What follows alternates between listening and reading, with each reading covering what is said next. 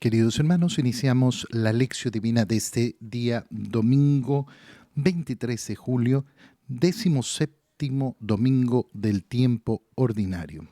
Por la señal de la Santa Cruz de nuestros enemigos, líbranos, Señor Dios nuestro, en el nombre del Padre, y del Hijo, y del Espíritu Santo. Amén.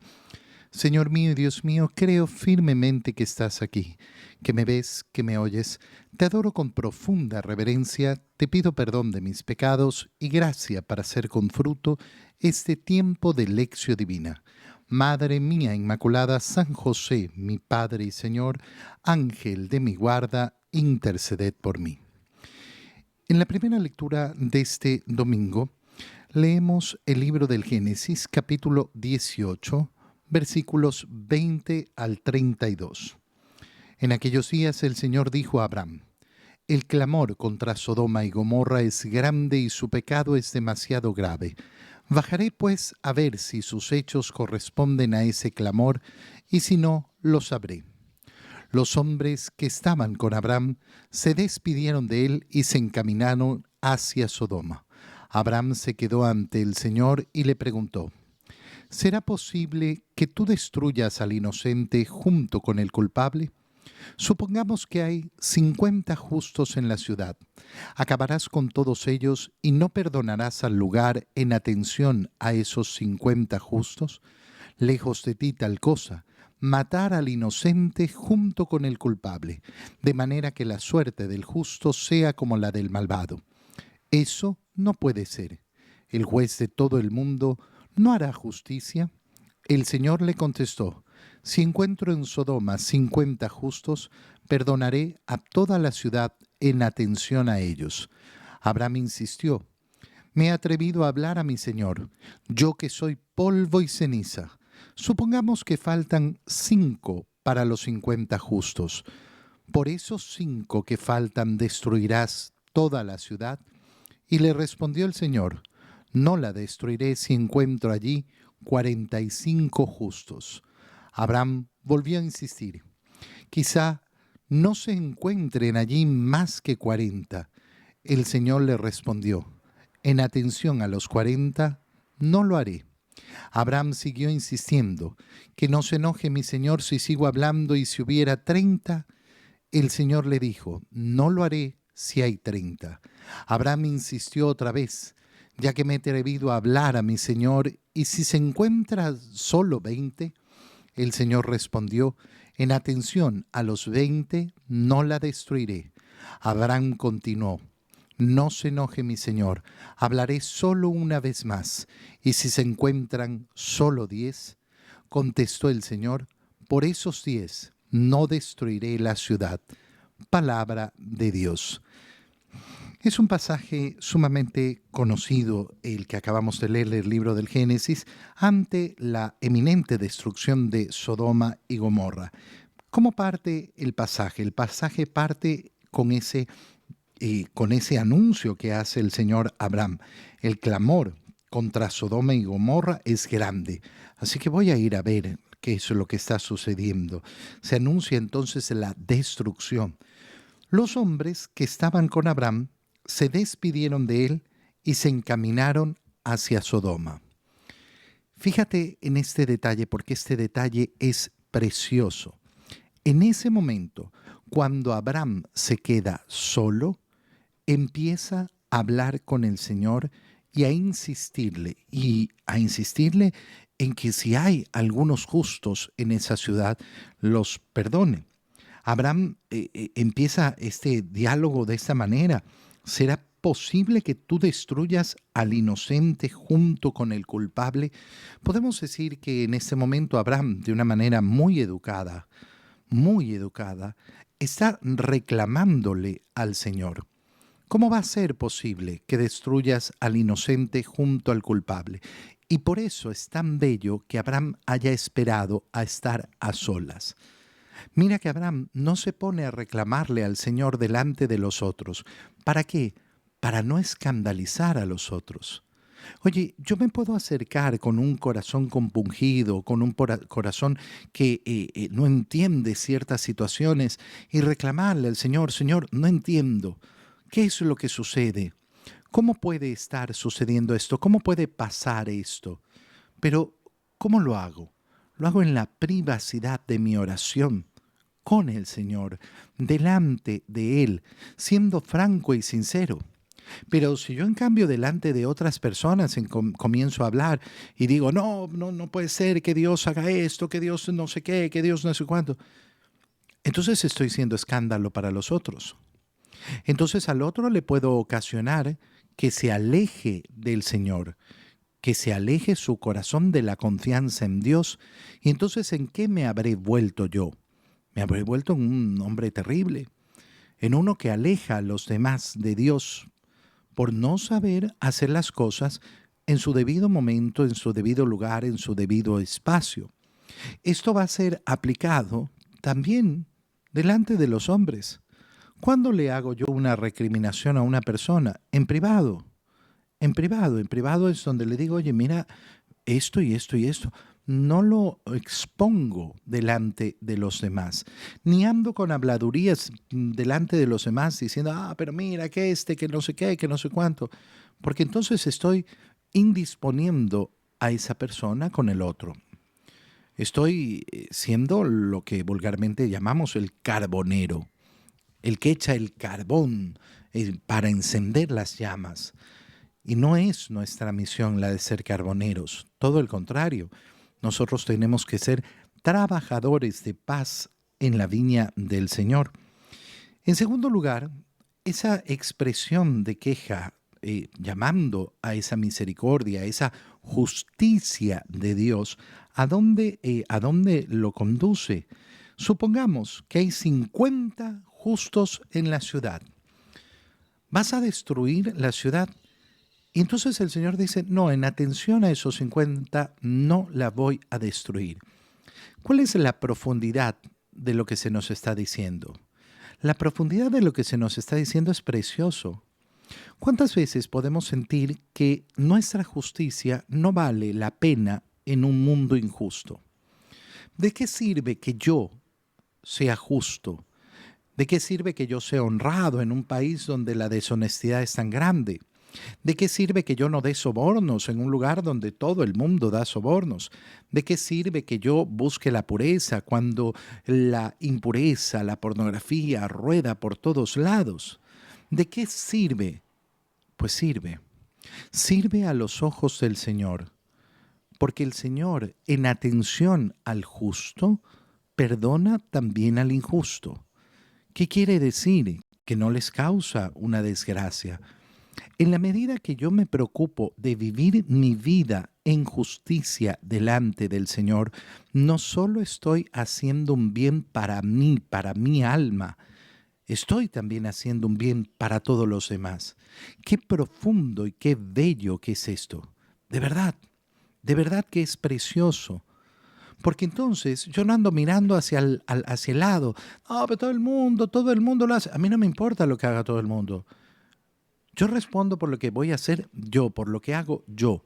Y sé que aunque a los ojos del mundo no parezca, eso que hago yo es verdaderamente importante, bueno y provechoso. Porque el Señor, mirando mi justicia, también repartirá bendiciones a los demás. En segundo lugar, vemos cómo Abraham pide y rebaja el número. Ya es harto haber dicho, oye, si hay 50 justos en esa ciudad, bueno, por atención a esos 50, pero llega de a poquito a 10.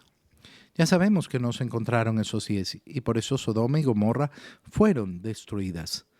Pero qué bonita es la petición de Abraham, esa petición que va de a poco. Pero Señor, ¿y si son 45? ¿Y si son 40? ¿Y si son 30? ¿Y si son 20? ¿Y si son solo 10? No cansarse de pedir por los demás al Señor. No cansarse de pedir a los demás por el Señor. ¿Cómo se ha acercado Abraham a Dios? Y esta es la clave de este domingo. Se ha acercado verdaderamente con la confianza de un hijo. Se ha encontrado en esa relación tan íntima de Abraham con Dios, que es una relación de fe, de confianza. Se ha encontrado con su padre. Y esta, como te digo, es la clave de este domingo. En la segunda lectura, leemos la carta de San Pablo a los Colosenses, capítulo 2, versículos 12 al 14. Hermanos, por el bautismo fueron ustedes sepultados con Cristo y también resucitaron con Él, mediante la fe en Él, en el poder de Dios, que lo resucitó de entre los muertos. Ustedes estaban muertos por sus pecados y no pertenecían al pueblo de la alianza, pero Él les dio una vida nueva con Cristo, perdonándoles todos los pecados. Él anuló el documento que nos era contrario, cuyas cláusulas nos condenaban, y lo eliminó clavándolo en la cruz de Cristo. Palabra de Dios. En esta parte de la carta a los Colosenses que leemos, se nos va mostrando con más profundidad ese tema central de la liturgia de este domingo. Por el bautismo, ustedes fueron sepultados con Cristo y también resucitaron con Él. ¿Qué está diciendo San Pablo? En el bautismo hemos recibido una nueva vida. ¿En qué consiste esa nueva vida? En habernos convertido en hijos de Dios. En poder decir con toda propiedad que Dios es mi Padre. No es una condición natural. Qué importante es entender esto. Qué importante es entender que no es una condición natural ser hijo de Dios. Condición natural, ¿de qué estamos hablando? Bueno, el ser humano camina en dos pies, en dos piernas. El ser humano por naturaleza tiene ojos, tiene oreja, tiene pelo, tiene dos brazos. El ser humano por naturaleza piensa, es un ser racional. El ser humano por naturaleza es libre, tiene una voluntad. Por naturaleza yo tengo un padre y tengo una madre. Eso es el orden natural. Por naturaleza no soy hijo de Dios. Por naturaleza no soy hijo de Dios. No me pertenece, no le pertenece a mi condición natural el ser hijo de Dios. A veces no logramos comprender esto y es tan triste. ¿Por qué? Porque no nos damos cuenta de la grandeza de lo que hemos recibido en el bautizo.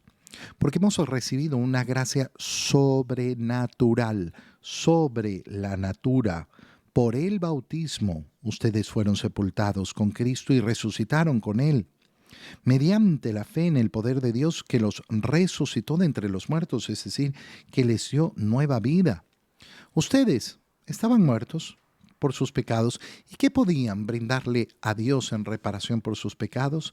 Nada, absolutamente nada. Pero es Dios el que ha decidido darles nueva vida y perdonarles los pecados. Anuló el documento que nos era contrario, el documento de nuestros pecados, y lo clavó en la cruz. Así nos ha aceptado verdaderamente como hijos, dándonos esa condición. Eso es lo que vamos a profundizar todavía más al leer el Evangelio. El Evangelio, leemos el Evangelio de San Lucas, como estamos haciendo estos domingos, capítulo 11, versículos 1 al 13. Un día Jesús estaba orando y cuando terminó uno de sus discípulos le dijo: Señor, enséñanos a orar como Juan enseñó a sus discípulos. Entonces Jesús les dijo: Cuando oren, digan: Padre, santificado sea tu nombre, venga a tu reino, danos hoy nuestro pan de cada día y perdona nuestras ofensas, puesto que también nosotros perdonamos a todo aquel que nos ofende, y no nos dejes caer en la tentación.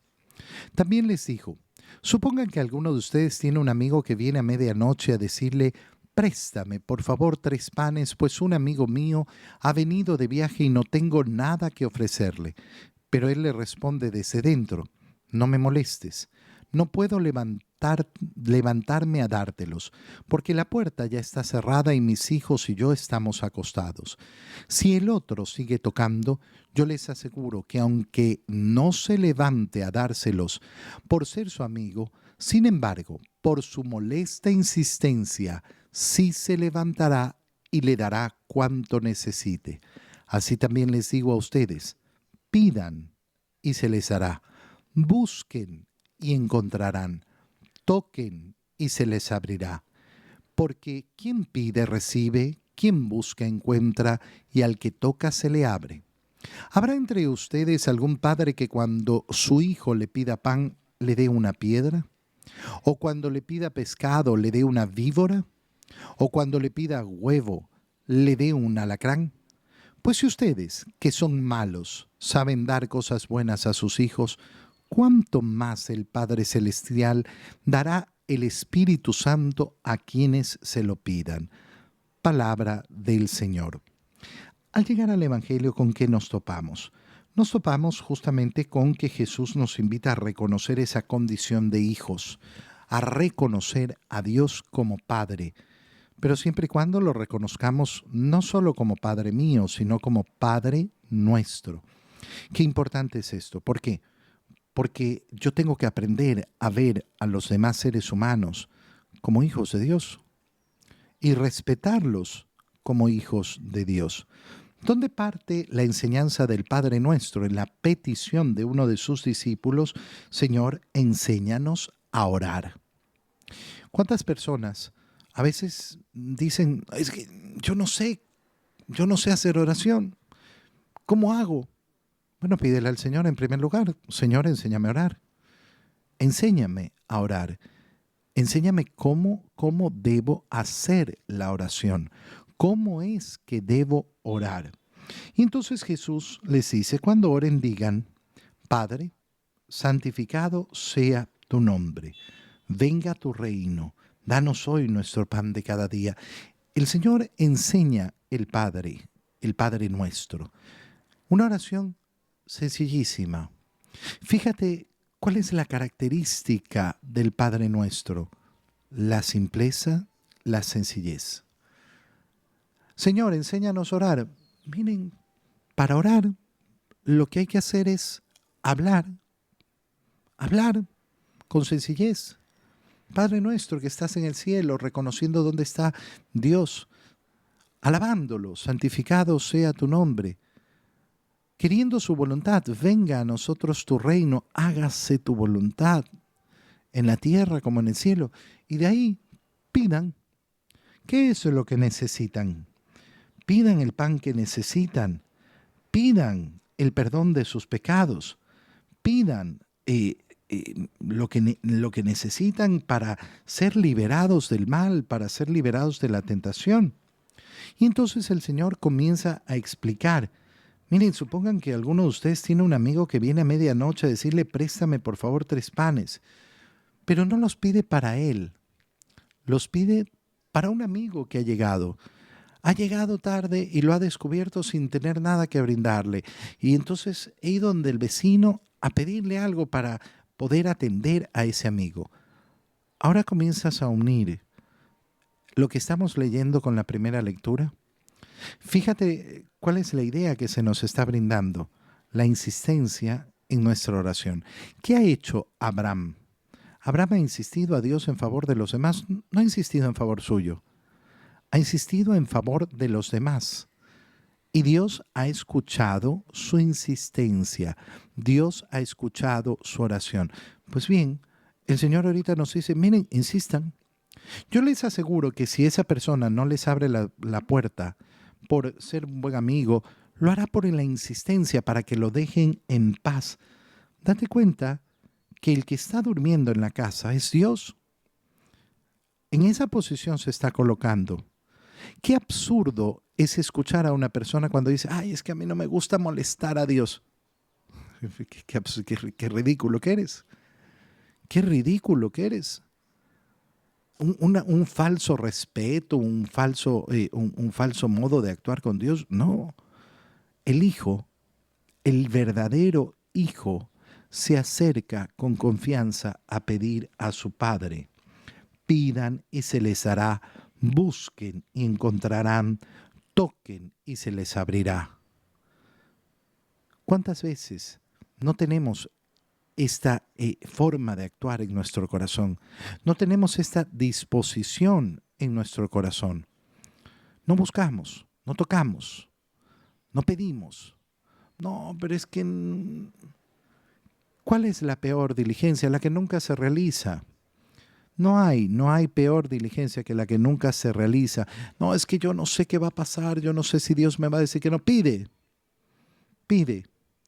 no te canses, busca respuestas. No tengo trabajo, busca, sigue buscando. No sé qué hacer con mi vida, busca ayuda, toca puertas, pide. Esa es la manera en que el Señor quiere que tengamos nuestro corazón. Por eso Abraham es padre de nuestra fe, porque se ha sabido relacionar con el Señor en esa manera profunda, con esa confianza. Y después, ¿qué es lo que nos dice el Señor? Miren, si entre ustedes que son malos saben darles cosas buenas a sus hijos, ¿cómo va a actuar Dios? Dios es el Padre Celestial.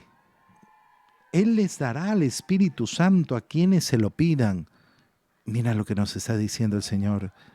Podemos pedir efectivamente tantas cosas, pero lo principal, Él nos va a dar el Espíritu Santo. ¿Para qué? Para poder vivir verdaderamente a la altura de los hijos de Dios. Te damos gracias, Dios mío, por los buenos propósitos, afectos e inspiraciones que nos has comunicado en este tiempo de lección divina.